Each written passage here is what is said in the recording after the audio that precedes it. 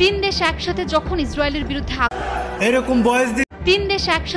ইসরায়েলের বিরুদ্ধে আকাশ কাঁপানো হামলা চালাচ্ছে, তখন এক পারমাণবিক শক্তিধর মুসলিম দেশ তাদের কাঁধে কাঁধ মিলিয়ে দাঁড়ায়। সে দেশ হলো পাকিস্তান। পাকিস্তানের জাতীয় পরিষদ কাঁপিয়ে দিয়ে এক ঘোষণায় প্রতিরক্ষা মন্ত্রী খাজা আসিফ সাফ জানিয়ে দেন, আমরা ইরানের পাশে আছি। সকল মুসলিম দেশগুলোকে ইসরায়েলের বিরুদ্ধে ঐক্য গড়ে তোলার আহ্বান জানান তিনি। ইরানের জন্য এই ঘোষণা এসেছে এমন এক দেশের পক্ষ থেকে যার ঝুলিতে আছে পারমাণবিক বোমার চাবি। এরকম ভয়েস দিতে হলে কলিজা লাগে। ভিডিওটা দেখে যান, ভালো লাগলে শেয়ার করে দেন। আলহামদুলিল্লাহ, নিউজে দেখার পর কি যে একটা শান্তি পাচ্ছি।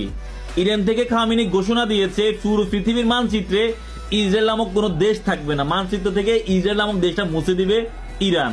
এবং আজকে সারা দিন দিনের আলোতে হামলা চালিয়েছে। ভারত যেরকম রাতের বেলা পাকিস্তানে হামলা চালিয়েছে চোরের মতো, ঠিক তেমনি ইসরায়েল সবসময় রাতের বেলায় ইরানে হামলা চালায়। কিন্তু এরকম ভয়েস দিতে হলে কলিজা লাগে। ভিডিওটা দেখে যান, ভালো লাগলে শেয়ার করে দেন।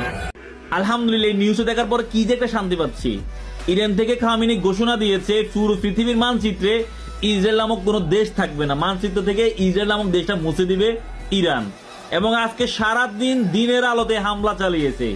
ভারত যেরকম রাতের বেলা পাকিস্তানে হামলা চালিয়েছে চোরের মতো, ঠিক তেমনি ইসরায়েল সবসময় রাতের বেলায় ইরানে হামলা চালায়। কিন্তু যেরকম পাকিস্তান দিনের বেলা ভোরবেলায় ভারতে হামলা চালিয়েছে, ঠিক তেমনি ইরানও আজকে সারা দিন হামলা চালিয়েছে ইসরায়েলের দিনের বেলায়, আলোর ভিতরে, কোন রাতের বেলায় না। কারণ মুসলমান বেলা ওপেনে খেলতে জানে, পিছন থেকে না, অন্ধকারে না। এটাই হলো মুসলমানের পাওয়ার। কারণ মুসলমানের সাথে আল্লাহ রয়েছেন। ইনশাআল্লাহ মুসলমানের জয় নিশ্চিত হবে। সবাই দোয়া করেন, যার যার জায়গা থেকে দোয়া করেন পুরো পৃথিবীর মানচিত্র থেকে যেন ইসরায়েল নামক এই দেশটি মিটিয়ে দিতে পারে ইরান। আল্লাহ যেন তাদেরকে সেই সাধ্য দেয়। নারায়ে তাকবীর।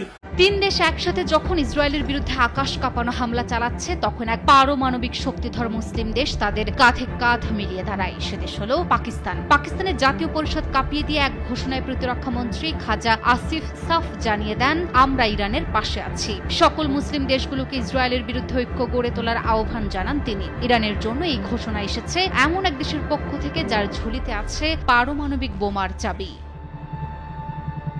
শুধু তারাই নয়, এবার আরেক মুসলিম দেশ তুরস্কের প্রেসিডেন্ট রিসেপ তাইয়েপ এরদোয়ান রেগে আগুন।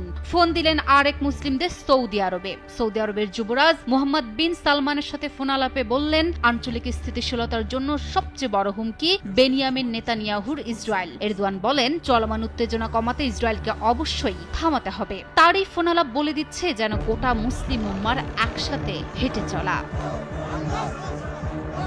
এই কয়েকটি মুসলিম রাষ্ট্রের মনে আজ একটাই লক্ষ্য, ইসরায়েলকে মোকাবেলা করা।